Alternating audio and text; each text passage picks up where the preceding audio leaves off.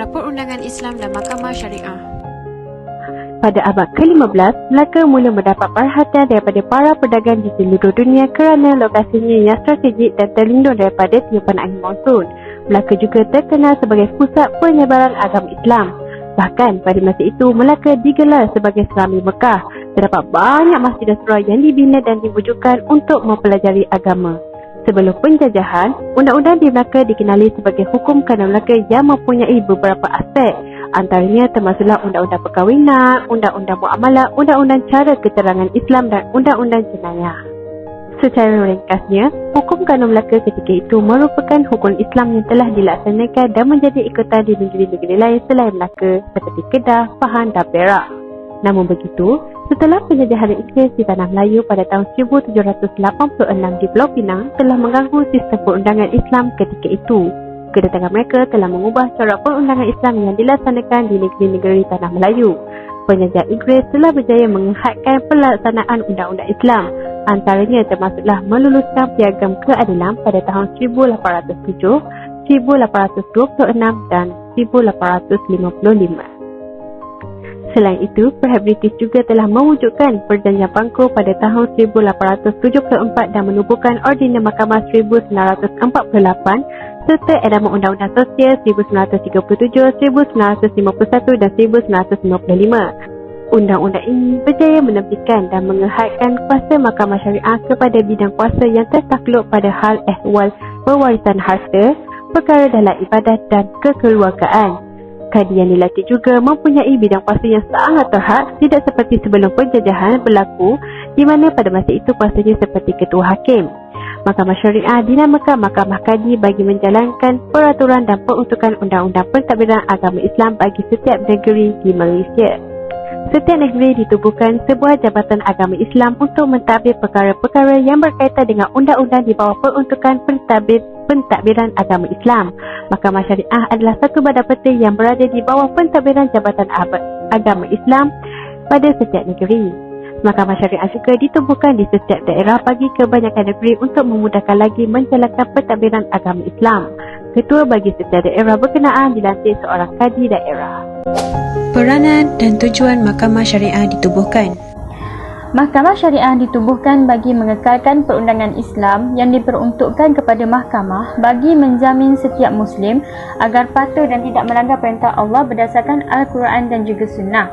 Selain itu, Mahkamah Syariah juga adalah penaung utama bagi menjalankan pentadbiran agama Islam bagi menjamin kesejahteraan orang Islam.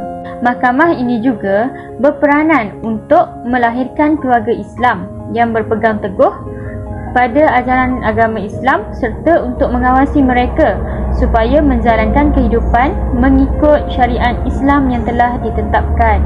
Seterusnya, mahkamah juga dijadikan tempat untuk menyelesaikan masalah keluarga seperti kes-kes nikah kahwin, penceraian, talak dan lain-lain lagi.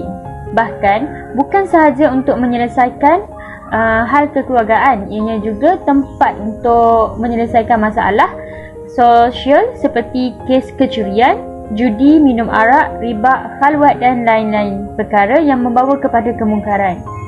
Badan-badan kerajaan juga menggunakan khidmat daripada Mahkamah Syariah ini untuk mendapatkan khidmat nasihat berkenaan hal ehwal agama untuk menyelesaikan sesuatu masalah.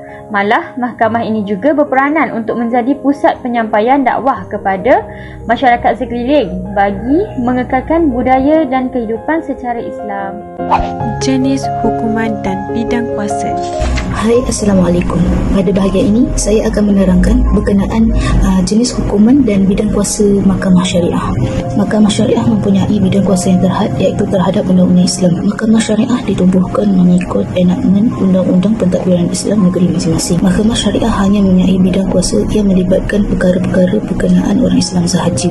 Bidang kuasa Mahkamah Syariah hanya terdiri daripada dua bahagian, iaitu bahagian sivil dan bahagian jenayah. Mahkamah Syariah juga membicarakan kes-kes jenayah sivil seperti perkara yang berhubungan dengan suami isteri, pembahagian atau tuntutan harta sepencarian, wasiat, pembahagian dan pewarisan harta berwasiat atau bukan berwasiat serta berkaitan nafkah.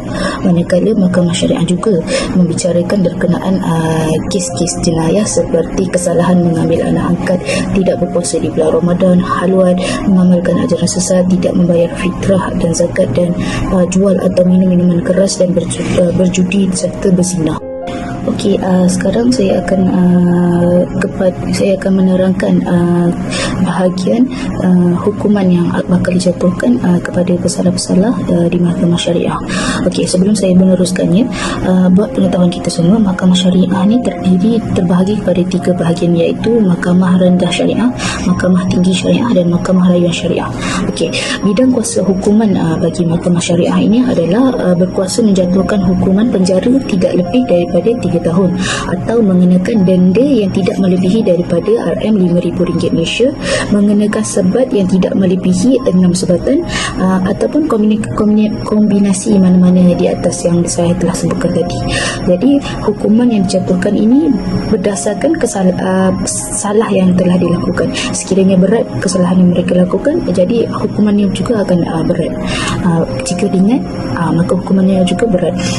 Selain itu, mahkamah syariah juga mengamalkan konsep hukum dalam Islam, iaitu sebagai contohnya, kalau ada pesalah yang datang ke mahkamah syariah di bawah kesalahan berzina, jadi sebelum mahkamah untuk membicarakan kes zina tersebut, mahkamah juga akan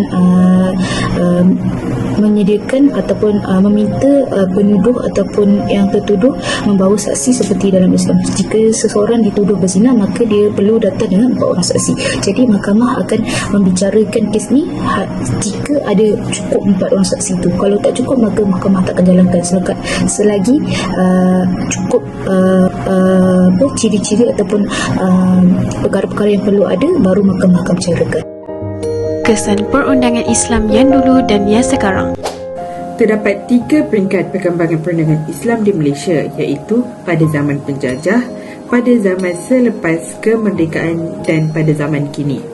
Okey, yang pertama ialah pada zaman penjajah.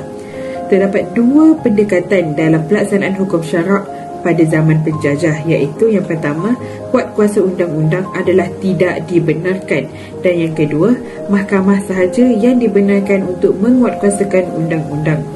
Kebanyakan tuntutan hukum syarak dilaksanakan oleh orang Islam tanpa kuat kuasa undang-undang seperti solat dan haji.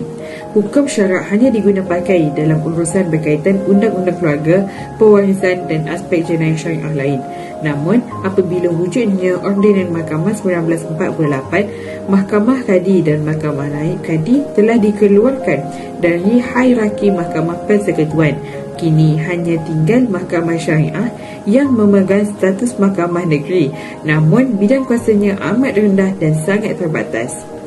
Okey, yang kedua ialah perundangan Islam selepas kemerdekaan.